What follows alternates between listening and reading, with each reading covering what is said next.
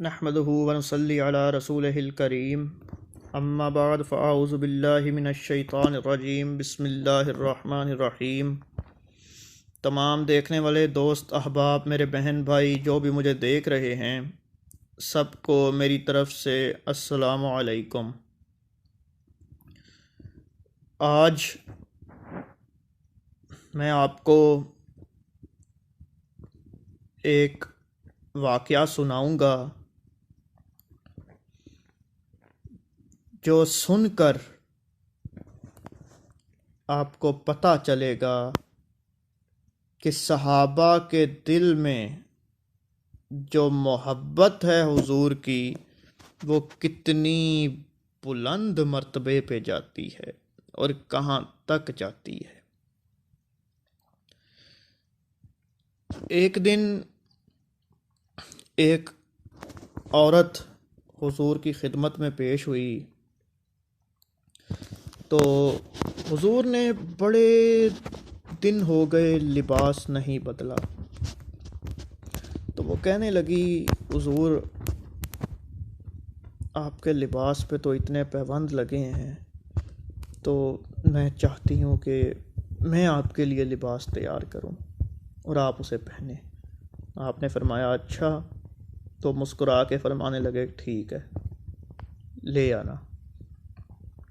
وہ خوشی خوشی گئی اور اس واقعے کو حضرت سہل بن سعد فرما رہے ہیں۔ اچھا، وہ خوشی خوشی گئی، بنا کے لے آئی اور ایک تھال میں بطور تحفہ پیش کیا۔ جب پیش کیا تو حضور نے فرمایا اب تیری خواہش ہوگی کہ میں اسے پہن کے دکھاؤں؟ تو اس نے کہا جی پہن کے دکھا دیجئے تو بڑی مہربانی ہوگی۔ آپ نے پہنا، اندر گئے، کچھ دیر بعد پہن کے باہر آئے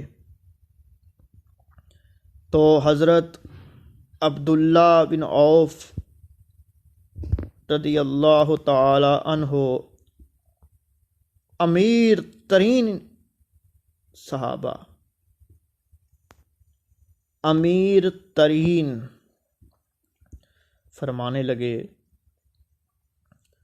حضور باقی چیزیں ایک طرف، باقی یہ جو لباس ہے اس کی تو کیا ہی بات ہے، اعلیٰ۔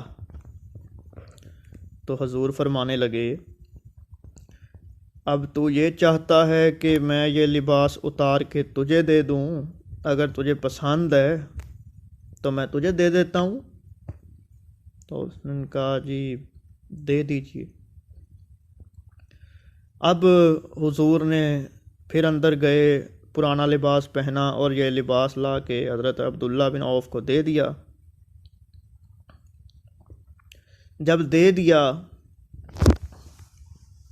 تو حضرت حضور اکرم نور مجسم محمد مصطفیٰ صلی اللہ علیہ وآلہ وسلم فرمانے لگے لے، اس عورت وہ لائی، میں نے پہنا، وہ بھی خوش ہو گئی، اب تو پہن لے، تو بھی خوش ہو جا، تو نے مانگا میں نے تجھے دے دیا، اب تو بھی خوش ہو جا۔ وہ بھی خوش ہو گئی، تو بھی خوش ہو جا۔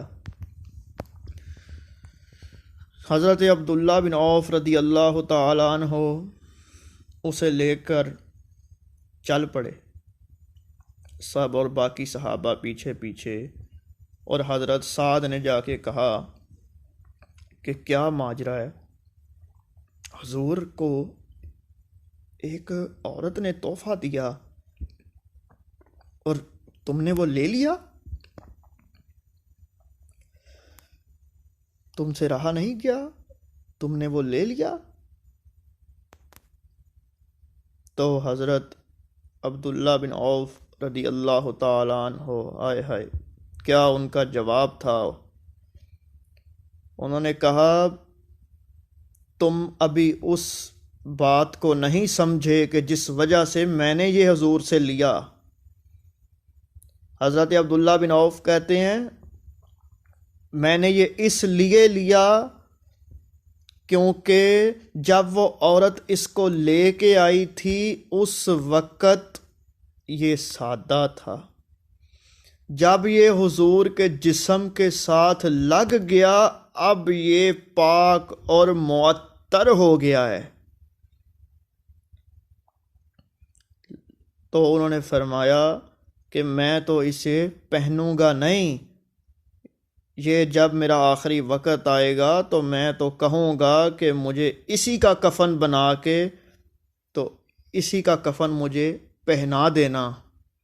میں نے بے شک جنگیں لڑیں، خدمت کی، لیکن مجھے لگتا ہے کہ میں بہت گناہ گار ہوں اور میں ہوں بھی، پر لیکن یہ جو کپڑا حضور کے وجود اقدس کے ساتھ لگا ہے، یہ جب مجھے کفن پہنایا جائے گا اسی کا تو میری مغفرت ہو جائے گی۔ دیکھیے کیا شان ہے خدمت گاروں کی، کیا شان ہے خدمت گاروں کی، آئے ہائے۔ اب اگر ان کی یہ شان ہے جن کے لیے اتنا کچھ ہو رہا ہے، جو یہ کچھ کر رہے ہیں، ان کی کتنی شان ہوگی۔ اور حضور کی شان ماشاءاللہ جن کے لیے یہ ہو رہا ہے، حضور اکرم نور مجسم محمد مصطفیٰ صلی اللہ علیہ وآلہ وسلم وہ تو ستون کے ساتھ ٹیک لگا کے بیٹھ جاتے تو ستون بھی رونے لگ پڑتا۔ پوچھا تو کیوں رو رہا ہے؟ اسے حضور کے فراق میں رونا آ گیا۔ اب یہ خشک تنے کے اندر اس ستون میں کون سی زندگی تھی، لیکن کیا ہے کہ اسے پتہ ہے کہ رحمت دو جہاں میرے ساتھ ہیں، ان کی ٹیک میرے ساتھ لگ گئی ہے۔ تو یہ چیز ہے، محبت کرو، حضور سے کرو۔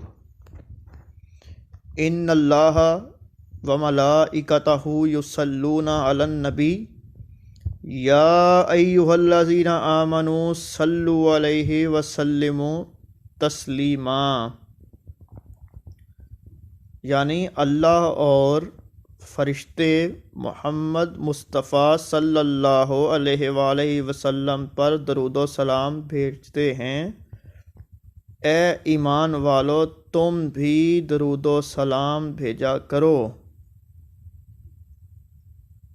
اور یہ میں نے آپ کو ترجمہ نہیں بتایا، میں نے تھوڑی سی تشریح میں بات کی تاکہ آپ کی سمجھ میں آ جائے۔ وہ واقعہ اس لیے سنایا تاکہ آپ کو یہ پتہ چلے کہ صحابہ کے دل میں کیا عقیدت اور محبت ہے۔ اور درود و سلام والی آیت اس لیے پڑھی تاکہ جب آپ درود شریف پڑھیں تو ہو سکتا ہے، اور جو بھی درود پڑھتا ہے یہ میں بتا دوں، جو پڑھتا ہے میرے آقا سنتے ہیں۔ درود شریف پڑھو، اللہ بھی راضی، حضور بھی راضی۔ اللہ اکبر۔ درود شریف کی بھی بہت فضیلت ہے، بہت ہی زیادہ عظمت ہے۔ نماز میں بھی درود شریف آتا ہے۔ نماز میں آپ دیکھیں نا، درود شریف کی کتنی قسمیں ہیں۔ درود تنجینہ ہے، درود تاج ہے، درود ملائکہ ہے، درود شفا ہے، اس طرح درود ابراہیم ہے۔ یہ درود کی بڑی اقسام ہیں۔ اکثر لوگ، اب میں نے کہا کہ درود شفا ہے، درود ملائکہ ہے، تو یہ درود جو ہیں یہ ان کتب میں ملتے ہیں جو کہ بہت ہی ضعیف ہیں۔ ہو سکتا ہے کوئی نئی کتابوں میں بھی آ جائیں، لیکن یہ زیادہ تر آپ کو ان میں ملیں گے جو کتابیں بہت ہی زیادہ ضعیف ہیں۔ اور دیکھا جائے تو درود ماہی بھی ہے، سب کی اپنی اپنی فضیلت ہے، پر میں ایک بات بتا دوں کہ جس کی وجہ سے فضیلت ہے وہ ہے محمد صلی اللہ علیہ وسلم۔ کوئی بھی درود ہو اس میں محمد صلی اللہ علیہ وسلم لازمی ہے۔ سب سے درخواست ہے کہ درود شریف کی تسبیح کیا کریں اور اللہ سے اپنے گناہوں کی معافی طلب کریں۔ میں امید کرتا ہوں کہ آج میں نے جو باتیں بتائیں آپ ان پر عمل کریں گے اور دوسروں تک بھی میرا یہ پیغام پہنچائیں گے۔ اللہ تعالیٰ مجھے اور آپ سب کو اپنے حفظ و ایمان میں رکھے اور اپنی کروڑوں رحمتیں نازل فرمائے۔